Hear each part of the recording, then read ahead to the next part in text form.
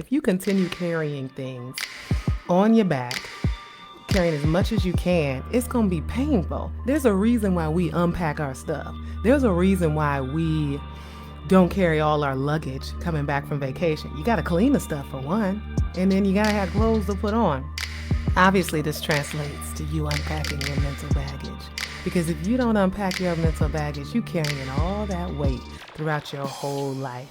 And that weight is causing you pain. It's taking all your energy. It's causing you to feel tired.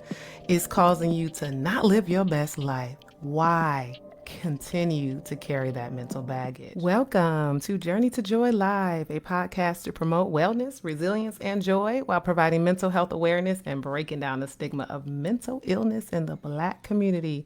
I'm your host, Dr. Enjoy, and today I bring to you episode 62, Integrity Uncluttered, Unpacking Mental Baggage for a Lighter Life. We all want lighter life, right? So with this first episode of the Inspire Joy series, we talk about integrity because, as you know, I have published my first book, which happens to be a wellness journal called the Enjoyno. And in the Enjoyno, it is using the Inspire Joy method. That is something that I created. Inspire stands for something. And I've been talking about that the last few weeks just so that you can get used to what is Inspire. And so with the Inspire Joy, because we want to inspire joy in our lives and we want to inspire joy in everyone else's lives around us. And that is exactly what I want to do on this Journey to Joy Live podcast, is inspire joy to you. So as we get into this Inspire Joy series, the first I in Inspire is integrity. So INSPIRE, integrity, nurture, stability, purpose, intimacy, resilience, and empowerment. So a few weeks ago, I got deeper into what is the Enjoyno. Pretty much was a nice overview. Even though it was deeper into it, it was still an overview of all the sections. So today I will go through the first section of the Enjoyno, which is the first I in Inspire, which is integrity. So that's where we get our integrity uncluttered. Because what does that actually mean? When we think of integrity, we think of our strengths, we think of being who we are, we think of honesty, we think of pureness. I think of being authentic. That's what the Enjoyno stands for, nurturing authentic living. So being able to be who you are, be yourself, and unapologetically, like, I don't care, I'm just going to be myself. And that's where the empowerment comes in at. It's so important to be able to live your true self. How many of us go around life not even trying to be fake? It's just that we feel like we can't be our true selves because we don't feel like we're in a safe space. A lot of us carry a lot of mental baggage, a lot of trauma, a lot of different things in our life, and we just don't feel safe being our true selves. Other people just, it's about not feeling safe being your true self, but also not even knowing who your true self is. In the age of growing up and transitioning into adulthood, it is definitely common to not know who you are, who you identify as, what you should be doing, and what your purpose is. But that can kind of stay throughout life.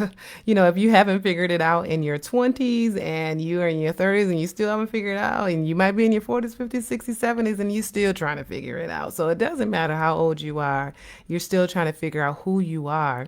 So the Enjoyno is really good at helping you determine who you are, what is your purpose, and being able to live that life with integrity.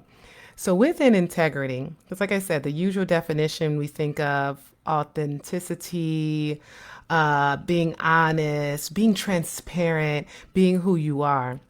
Within the Enjoyno, the integrity piece takes into account that it's all of those things that I just mentioned, but also our thoughts, how we think, what we bring to the table mentally, our emotions, our emotional health. Gratitude, are we grateful? Our spiritual health, And then, of course, the baggage of the trauma that haunts us that we continue to carry. So, even just in the integrity section of the Enjoino, it breaks up into 4 different sections, looking at our thought health, our emotional health and emotional regulation, looking at gratitude. Being able to cultivate gratitude brings us joy, as well as the last piece, getting through the traumas that we have experienced.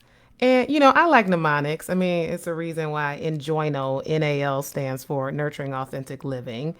And it's a reason why I have Inspire, which stands for the integrity, nurture, stability, purpose, intimacy, resilience, and empowerment, as I mentioned.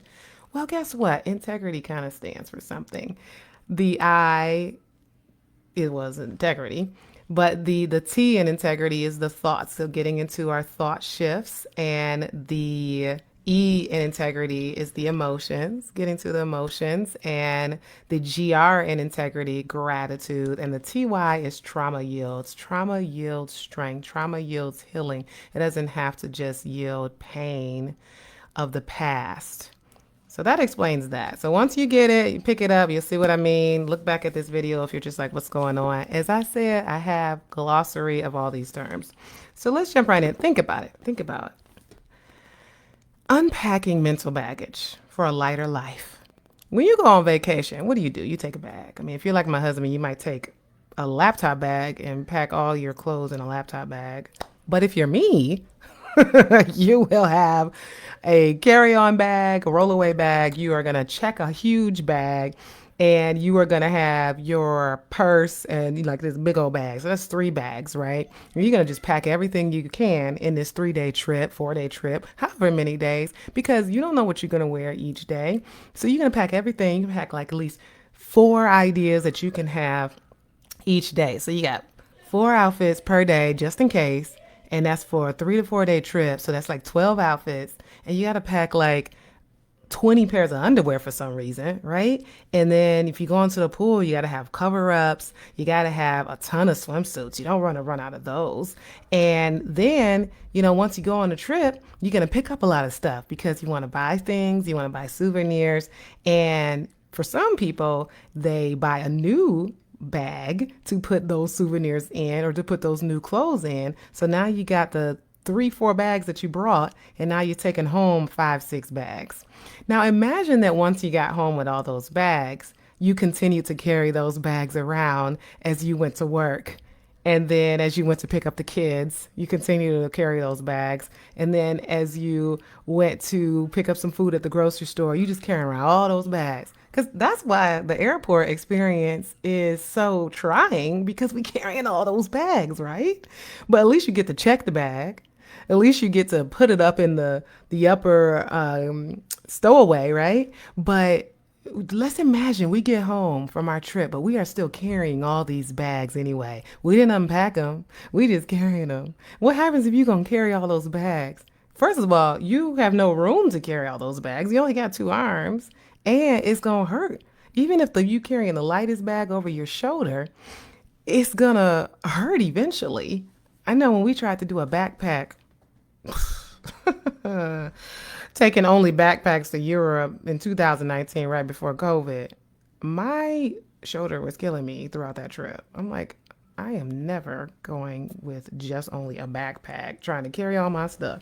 My point is that if you continue carrying things on your back, carrying as much as you can, it's going to be painful. There's a reason why we unpack our stuff. There's a reason why we don't carry all our luggage coming back from vacation. You got to clean the stuff for one, and then you got to have clothes to put on. Obviously, this translates to you unpacking your mental baggage, because if you don't unpack your mental baggage, you're carrying all that weight throughout your whole life, and that weight is causing you pain.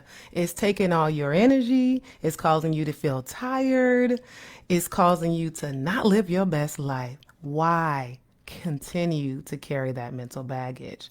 And a lot of people feel victim blamed when professionals like me say things like that, because they feel like, well, why are you putting it on me to they feel like it's them, that they're traumatized. They feel like it's their fault for carrying the baggage, or for being that way, or for being abused, or for being traumatized. That is not what we're saying. We are not victim blaming. It is not your fault.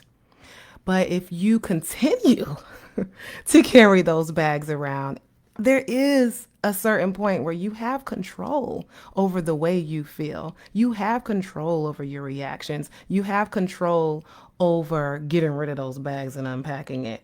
Maybe you need help unpacking your bags. Maybe that bag, the zipper done broke and you can't unzip it. Or there's a piece of material stuck in the zipper and you just can't get it out. Maybe you got to rip it open. Maybe that bag is old and you got to throw it out. Either way, there is no reason for you to continue to carry those bags around throughout your day. Unpack them and get rid of that pain that you are experiencing. Do you understand that? Thank you, Jessica. So how do we do that, right? So I mentioned our thoughts. All starts with our thoughts. If only it was as easy as opening up our minds and unpacking our brain. It's not that easy to just physically do that. But, it's a metaphor, unpacking your bags. But the way you do it mentally is to go through your thought shifts, the first section of integrity, shifting your thoughts from thinking negatively to thinking positively. I talk about this so much to my patients, and I recognize that sounds fluffy. Who are you to tell me to just think my way out of my depression? It goes a long way.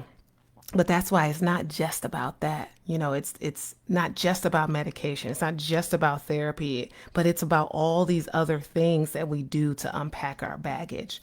So starting with thinking positively, being able to examine your thoughts and challenge them. You're a detective of your own thoughts.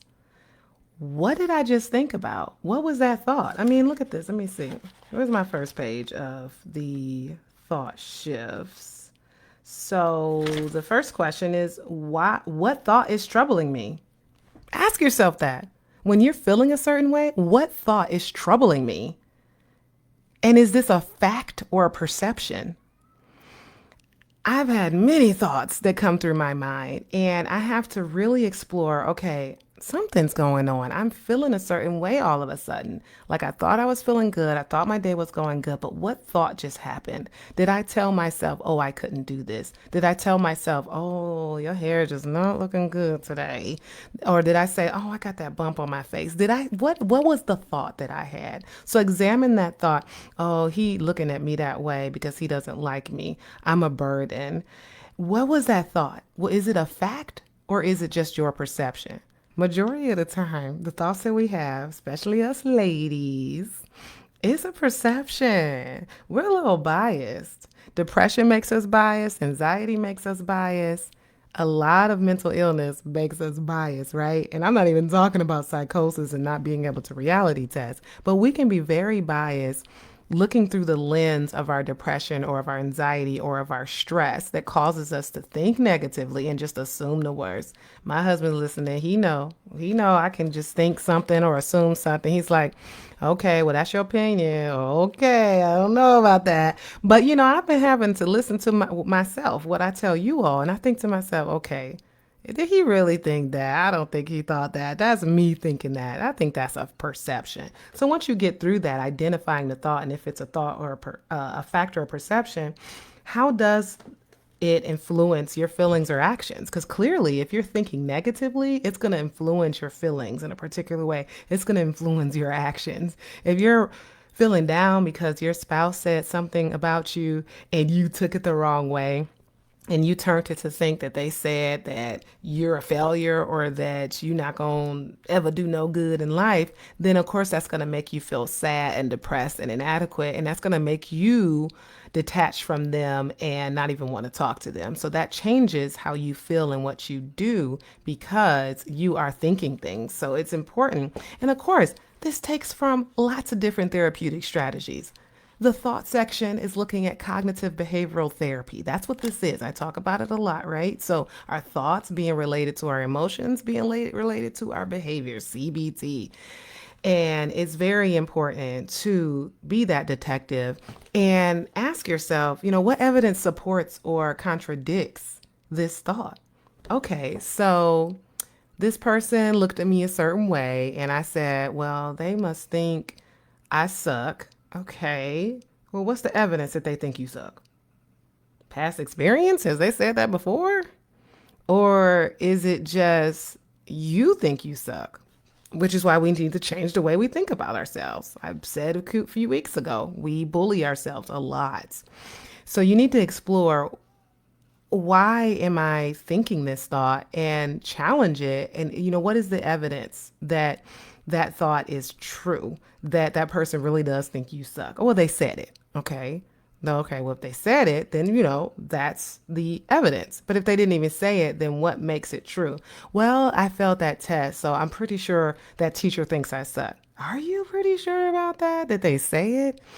Usually teachers don't think you suck. They're there to promote you and help you do better, right? So it's a matter of really looking through our thoughts, and we don't like to take time. So you need to take time to explore your thoughts, examine your thoughts, and really start to reframe your thoughts. Rescript that internal dialogue. We all have an internal dialogue, what we are saying to ourselves. So rescript that and reframe it to say things that are more positive for you and that promotes your growth, promotes your integrity, because that is how you get closer to authenticity and experiencing a lighter life. So a part of unpacking that mental baggage that you have is getting those negative thoughts out, exploring those thoughts, changing those automatic thoughts, because there are thoughts that are so bad that come to our mind right away, and we're so used to listening to them. So we need to identify what is that automatic thought that we have when we're triggered and change it immediately to a different thought. It's just like changing a channel.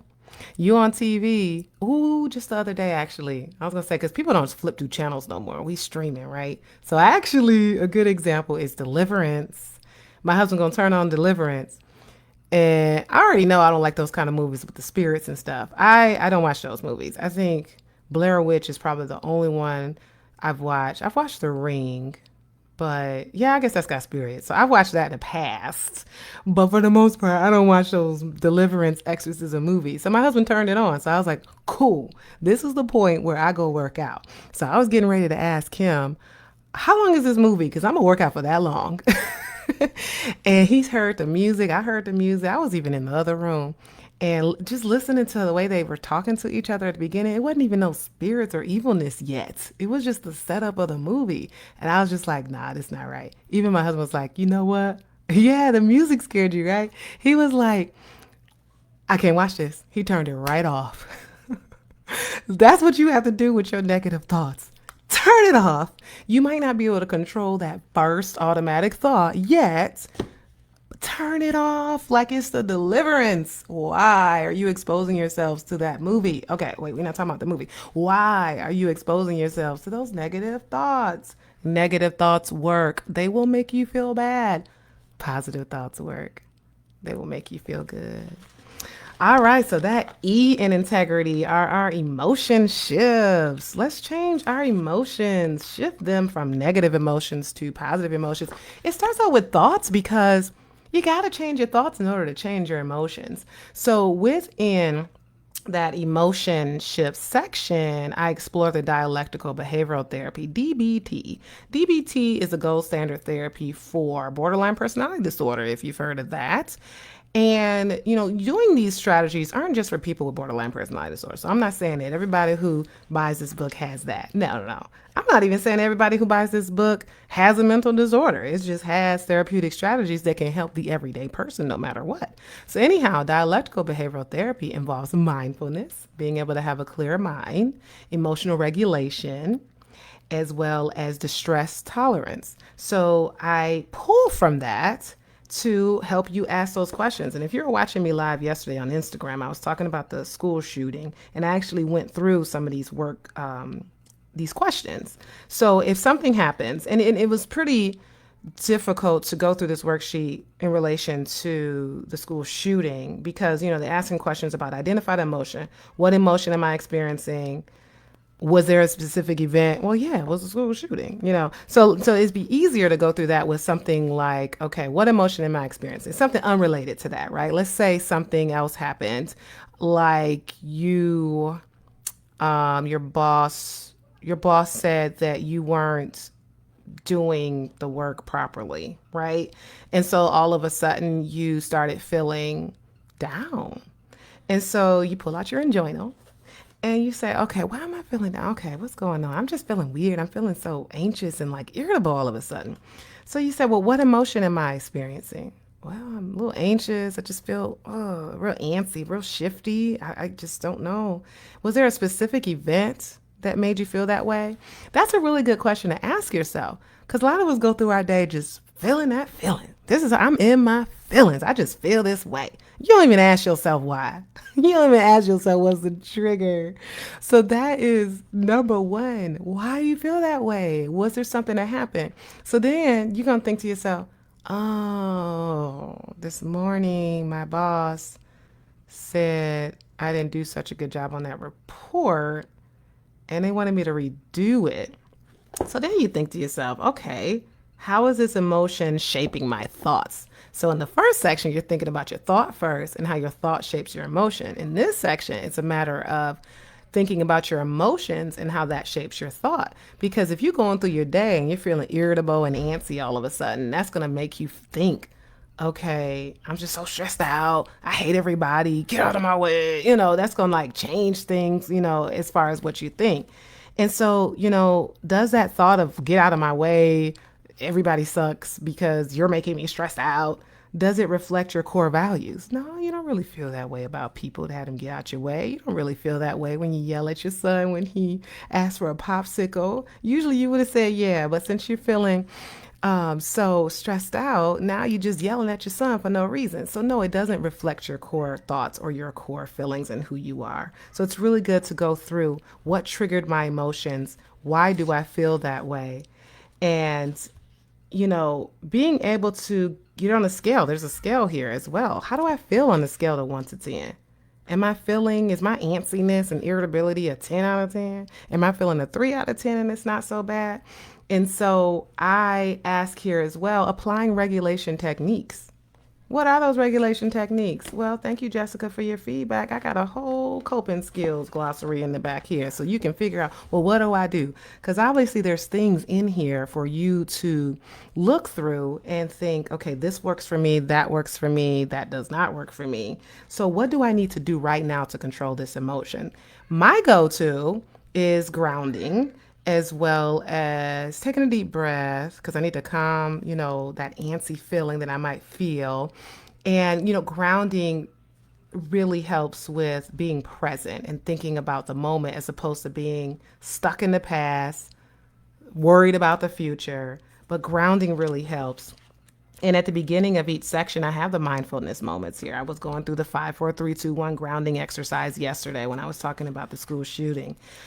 So you know, even if the trigger is something that society brings to us, something that's happened in the country, it's good for us to use our mindfulness moments. It's good for us to use that when it's something internally within us or within our family. But, you know, even things that we can't control, there's still things that you can control within you. You can control what you do with that emotion that you get. So those out there who say, well, what? People can make me feel. What do you mean people can't make me feel? Well, once you get that automatic feeling, you can change that feeling. Just like you get the automatic thought, you can change the thought the same way with your feelings. Okay, fine. Somebody triggered anger in you. Somebody triggered irritability in you or sadness in you. That's still a result of something in your past, some baggage that you have that you haven't let go of. Take control. Why would you want to blame somebody else for making you feel some way? If you feel like it's someone else blaming you, no. If you feel like it's somebody else that's making you feel that way, then you have no control. You have no control over your feelings. But if you know you have control over your feelings and can't nobody make me feel that way, yeah, that's great. Then cool. I'm going to be joyful no matter what you do to me. So be empowered. Be empowered. So the gratitude section breaks into helping you. And oh, yeah. So I mentioned this like maybe a few weeks ago, but each section gives you enough worksheets to work it through like each day for a week, right? You might like skip a day and do it for 2 weeks. You can do it however you want. And so gratitude goes a week. And each day having you figure out today I'm feeling grateful. You know, today I'm feeling blessed that I woke up. You know, that is what gratitude is. It's identifying what you do have because the opposite of gratitude is identifying what you lack. Why are you pointing out what you don't have? Wish I had longer hair. I wish I had smooth skin and that I didn't have acne scars. I wish although I lost weight from my baby weight, I wish I had abs. This is me. I'm actually saying stuff that I've thought to myself that I wish my hair was longer. Because if you look at other pictures, my hair was so much longer. What else have I said to myself? Different things, right? But how is that helping me? Because then I'm more focused on what I lack as opposed to what I actually have. So if I say to myself, you know what? I'm beautiful no matter what. I am thankful for my hair. I'm thankful for my curls. I get a lot of compliments on my hair. I look good. I'm doing a good job. I did lose weight, didn't I? I don't care that I don't have abs. So if you start talking about what you are grateful for anyway, you feel better. You just automatically feel better. Hey, you might think it's fluffy, but you're going to feel good. And just forcing yourself to have positive affirmations. So the fourth section of integrity, trauma yields, I've mentioned, getting through your traumas. You know, once you've been able to work through your thoughts, you're able to change your automatic thoughts from negative thoughts to positive thoughts. You're able to change your negative emotions that you might get and have more control over regulating those into positive thought emotions. And then you're able to like be readily able to practice gratitude, and it's just no problem for you to say positive affirmations. That's when you're ready to get through your traumas, your past traumas, because it's hard to say like, okay, I'm just going to jump right in and process my traumas. So that's why this section it comes fourth within integrity. Let's jump right in now. I am ready to be able to get through my traumas. And usually, when it comes to getting through your traumas, it does mean talking about it with a therapist, talking about it with someone you feel safe, talking about it, how it hurt you, talking about how it makes you feel, going through some of the details. The gold standard treatment for dealing with trauma is trauma-focused cognitive behavioral therapy. I pull in some strategies. I'm not saying this replaces therapy. If you really need therapy, you need to get some therapy and tell your therapist about this book because y'all can use it. But, you know, the mindfulness moment for trauma yields is grounding visualization exercise. Sometimes you might get to the point where your trauma just hits you. You are reliving it. Something you smelled triggered it, or something you saw triggered it. You saw a man, you passed that street, you saw that dress, you saw that color. Something reminded you of your trauma, and you're stuck in it, and you're on high alert. Fight or flight, freeze, done kicked in. Sometimes you need to do the grounding technique to get yourself out of that.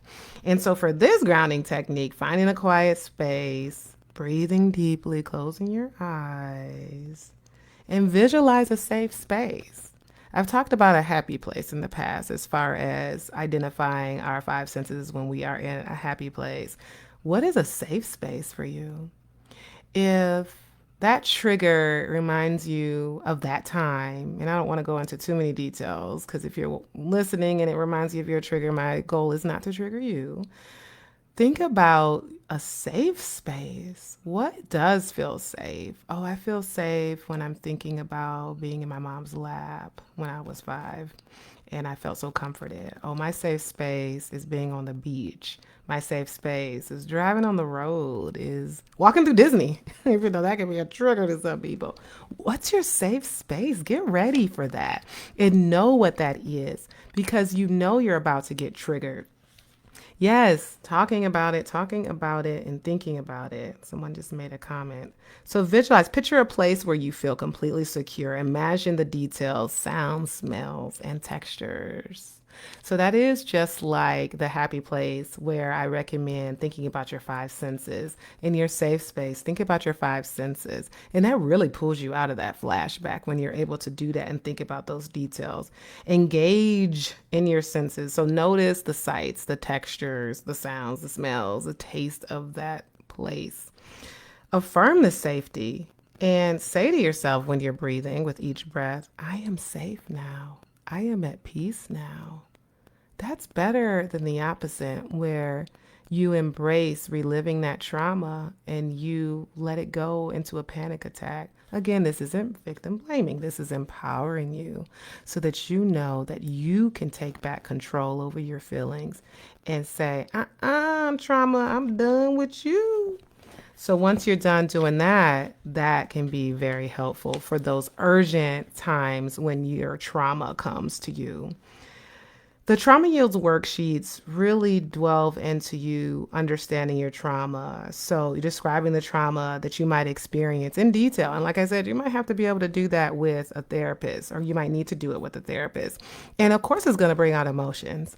But the more you talk about it, the more you process it, the more you come up with strategies of how to combat those emotions that you feel when you experience the effects of thinking about your trauma, reliving your trauma, the better you'll be able to get through it and deal with it and cope with it. And then you realize, oh, that's not bothering me anymore. It's like you're desensitized to it. That's the goal.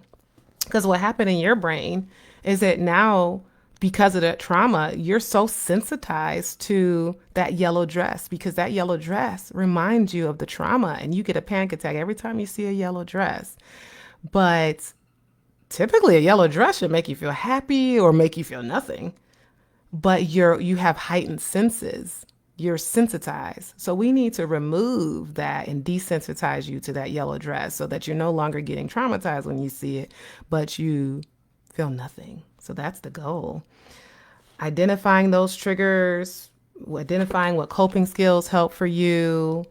There's a lot of details. There's a lot. And that's just the first section. That's just the I in inspire. That's integrity. It's always packed with helping you through your thoughts, emotions, the gratitude. That's your spiritual health. So when I talk about this helping you with your mental health, that includes emotional health, spiritual health, as well as unpacking those traumas. And that is how we can unpack our baggage. Let it go. If you're not going to go through your whole day, the whole week, carrying all the bags that you've had when you were on vacation, why are you going to go through life carrying around all the mental bags that you done collected throughout your life? You got to let it go. Elsa got it right. Yeah, I had to make that reference. Thank you for watching. So this is episode 1 of the Inspire Joy series. Next week is the N in Inspire. That's nurture. That's our physical health, activating our healthy eating, healthy sleeping, and exercise. So I'll be talking about that next week. Thank you for listening. Have a great one.